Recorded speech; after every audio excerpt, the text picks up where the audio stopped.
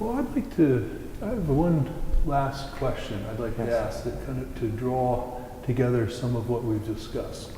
Sure. You've said a lot about drawing on tradition, and certainly the myths that you were working with are deeply embedded in our tradition. You've also commented on contemporary society and qualities that are lacking.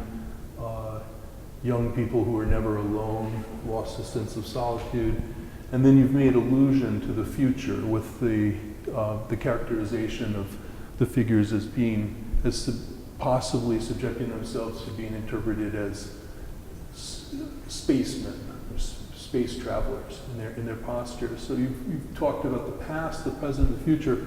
Again, I'd like to return to the last phrase from your description of the work on the wall over there, and that is that your hope that the work will somehow inspire what you describe as new mythologies. And I wondered if you could give us a little guidance as to what sort of mythologies those might be. What sort of...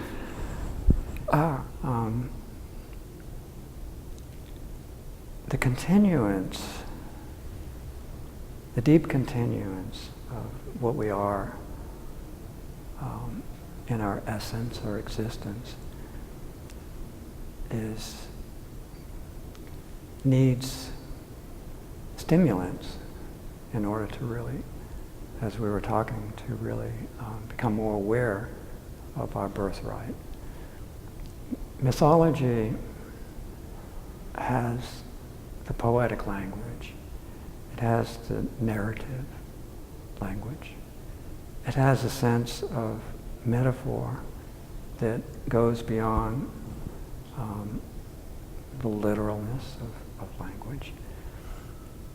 The formations that are within the sphere of our planet here, in different societies that have used these storylines at different times with great magnitude. We have lost this, essentially, because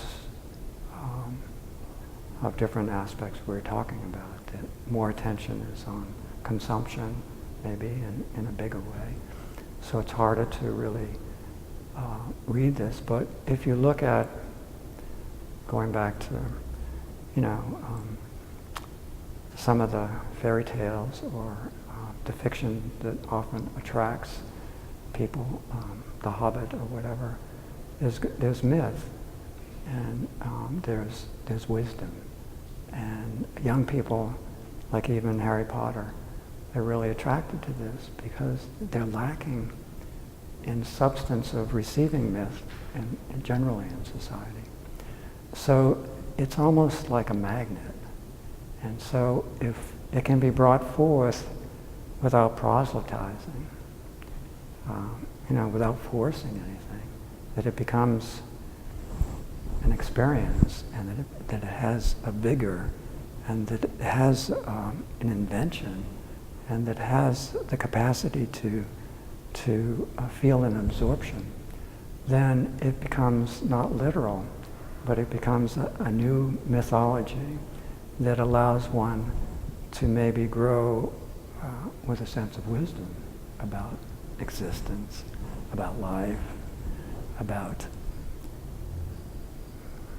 treating each other in certain ways that we have not been able to coordinate very easily because of the discord that is constant because of the way society is set up, at this point.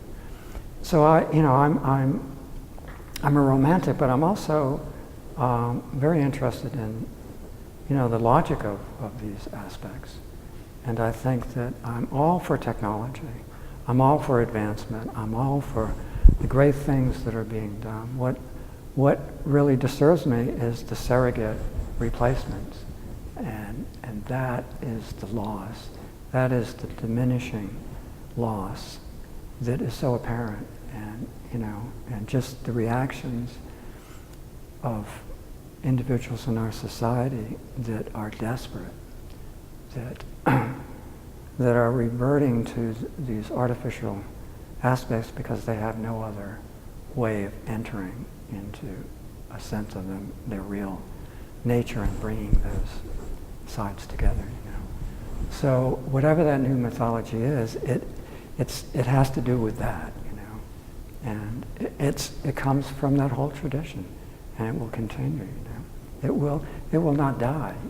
I mean, the Native American Indians that you're added to will not die because people will come from another angle to bring that forward in different ways. And art is one of the greatest mediums because it's accepted, and people go to museums much more than before, or they look at these things, and maybe it's seeping through. I just want to say another thing, is that I've had experiences where, we're talking about a lot of language and metaphors that a lot of people that have not studied, mythology or philosophy are not aware of. When I've had a lot of work cast in the foundry, for example, the response of the workers were so immediate, so spontaneous, and their imagination so wide.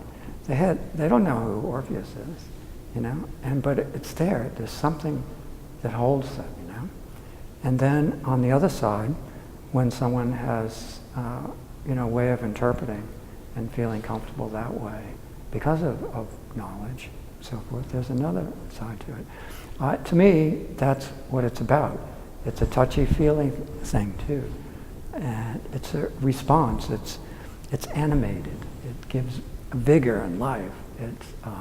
But it also has ways of being intellectually felt and talked about, and that's what we are as human beings too. We have all those complexities that come forward.